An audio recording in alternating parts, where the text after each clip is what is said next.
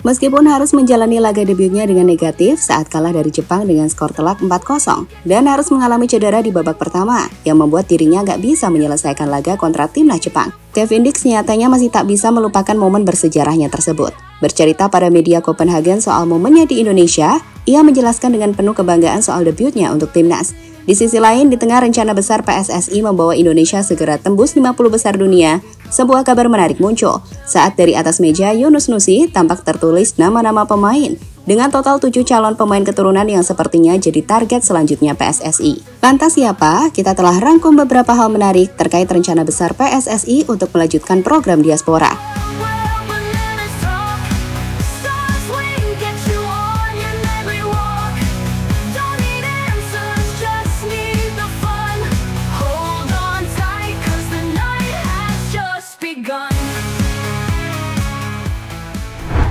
Tanya saja pada Tom Hai, apa yang ia rasakan saat mendapatkan kesempatan untuk membela timnas. Dalam sebuah momen saat melakukan interview pasca laga bersama timnya Al Mersydi, Tom ini bahkan sempat kedapatan menunjukkan perubahan reaksi yang cukup cepat. Saat reporter berbicara soal klub, maka wajahnya nampak biasa-biasa saja. Tapi saat diajak bicara soal timnas Indonesia, ia nampak langsung sumringah. Ja, klopt. Ik ga weer de halve wereld over. Eerst naar Bahrein en dan door naar China. En dan... Goed voor je, Mels. Zeker. Ik heb aardig wat punten gespaard. Dat klopt. En dan terugkomen en dan Almere bij de hand nemen, toch? Ja, ik denk wat ik zeg... Apa yang ditunjukkan Tom ini sebenarnya juga dirasakan banyak pemain timnas lain. Mereka sangat senang dan bangga saat bermain untuk Indonesia. Apalagi dengan atmosfer yang dirasakan saat main di GBK. Dan itulah yang kami pikir juga kembali dirasakan pemain keturunan anyar timnas Kevin Dix saat ia baru saja menjalani debutnya untuk timnas di laga kontra timnas Jepang beberapa waktu lalu. Jadi usai ia kembali ke Denmark, Kevin yang berbicara dengan media dari tim Copenhagen nampak menceritakan momen memorable-nya di Indonesia. Di momen interview tersebut, Kevin ini sempat ditanya soal debutnya yang tak berjalan dengan baik karena kekalahan kontra Jepang dan juga cedera yang ia dapatkan. Namun menanggapi hal tersebut, Kevin nampak tetap bisa tersenyum dan menyebut jika itu adalah hal yang luar biasa. I'm doing fine. It's getting better. Fortunately, I got injured, but that's awesome. I think it was a whole nother world, a whole nother experience. Something I look back to proud because I made my debut. Of course, it's not nice to be injured, but still I could enjoy everything that was happening over there. Singing the national anthem for the first time, being in the big stadium for the first time with all the fans behind me and behind the country and the whole country watching. That is special. Melihat apa yang diceritakan oleh Kevin Dix saat menyebut kebanggaan dan spesialnya main untuk Indonesia, bahkan meski saat itu ia harus menjalani debut dengan kekalahan dan cedera, kami pikir ini bisa jadi pesan positif kepada para pemain keturunan lainnya untuk gabung timnas. Indonesia bisa memberikan pengalaman yang tak pernah mereka bayangkan. Dan itu kenapa saat ini kita juga melihat makin banyak pemain grade A yang siap dan makin tertarik untuk membela timnas Indonesia. Seperti bagaimana baru-baru ini striker tajam oleh Romani sudah tiba ke Indonesia dan menyaksikan laga Indonesia versus Arab Saudi beberapa waktu lalu.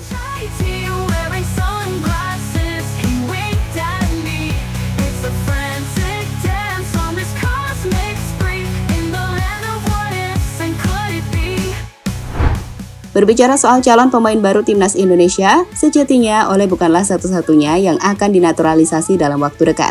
Pasalnya, selain Ole ada juga nama Dion Mark dan Tim Geipens, dua pemain yang diproyeksikan untuk membela timnas U20 terlebih dahulu. Tapi menariknya, 3 sepertinya juga belum cukup saat baru-baru ini sebuah berkas yang terdapat di meja Sekjen PSSI Yunus Nusi memperlihatkan jika terdapat 7 nama pemain yang ditulis sebagai calon pemain naturalisasi. Jadi kalau kita melihat postingan terbaru Yunus Nusi di akun Instagramnya, saat itu ia sempat memanggil Marcelino ke kantornya, di mana ia juga sempat berfoto di ruang kerjanya. Melihat lebih detail ke foto Yunus Nusi dan Marcelino tersebut, jika kita perhatikan lebih detail, di mejanya terdapat satu berkas bertulis pemain naturalisasi, di mana terdapat 7 daftar nama yang sayangnya masih cukup sulit untuk kita baca. Disinilah para penggemar timnas dibuat untuk menebak-nebak, dan berikut beberapa tebakan penggemar timnas di antaranya. 1. Dion Mark, 2. Tim Geipens, 3. Delano Hayden, 4. Mauro Silstra, 5. Leano Arts, 6. Noah Leatomu, 7. Estela Laupati, tulis akun Danar 154. 1 Dion, 2 Tim, 3 Ole, 4 Mauro, 5 Emil, 6 Jairo, 7 Noah. Tulis akun Dani Utama. 1 Dion, 2 Tim Gaibans, 3 Delano VH, 4 Silstra, 5 Delano, 6 Noah Leatomu, 7 Estela Laupati. Tulis akun Erik07.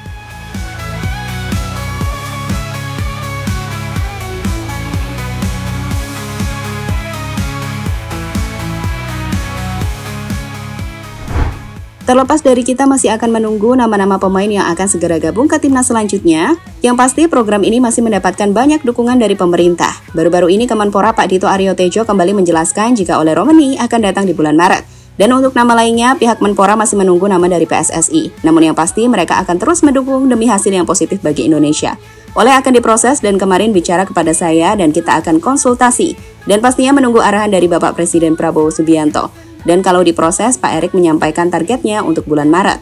Soal nama lain, kita masih menunggu hasil riset dan juga hasil komunikasi PSSI. Yang penting bisa membawa hasil yang lebih baik, ujar Dito Aryo Tejo, sumber Okezone Bola.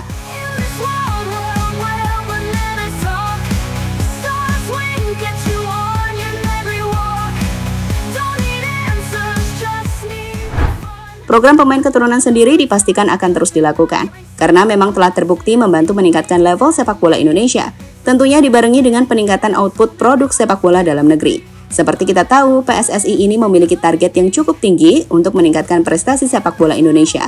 Selain lolos ke Piala Dunia, target besar PSSI yakin membawa Indonesia masuk ke ranking 15 besar dunia. Seperti yang baru-baru ini juga kembali disampaikan oleh Ketua Umum PSSI, Bapak Erick Thohir, kepada media asal Italia. Untuk pertama kalinya, tim nasional Indonesia di level kelompok usia, baik U17, U20, dan U23 lolos ke putaran final Piala Asia. Dan semuanya berpeluang menembus ke putaran final Piala Dunia. Kami bertujuan untuk terus meningkatkan standar. Pertama, kami harus jadi juara di turnamen level Asia Tenggara, ASEAN Cup, lalu menembus Olimpiade dan Piala Dunia. Untuk menembus peringkat 16 besar di Asia, kami membutuhkan waktu. Tetapi saya meyakinkan bahwa jika hal ini berlanjut, maka kami bisa menjadi tim 9 besar di Asia. Bagaimanapun, saya juga memiliki visi jangka panjang. Jadi, kami memiliki target pada tahun 2045 atau 20 tahun ke depan, bahwa Indonesia akan menjadi 15 tim terbaik di dunia. Ujar Erick Thohir, sumber bolasport.com.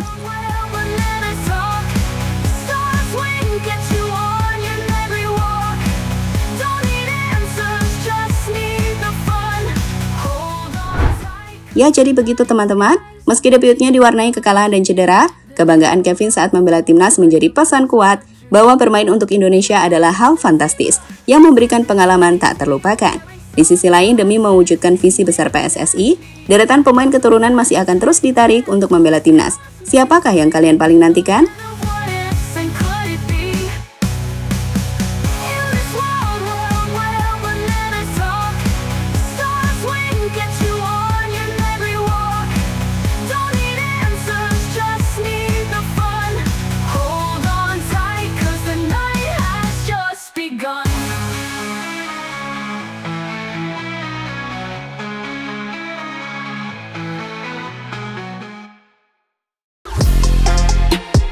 Halo, izin iklan sebentar ya guys. Jadikan ruangmu bernuansa timnas. Temukan beragam poster dinding, sepak bola dan timnas dengan desain menawan, kualitas premium dan harga yang tidak akan menguras kantong. Segera klik link Shopee di deskripsi video ini dan dukung timnas dengan sepenuh hati. Mulai dari dinding rumahmu.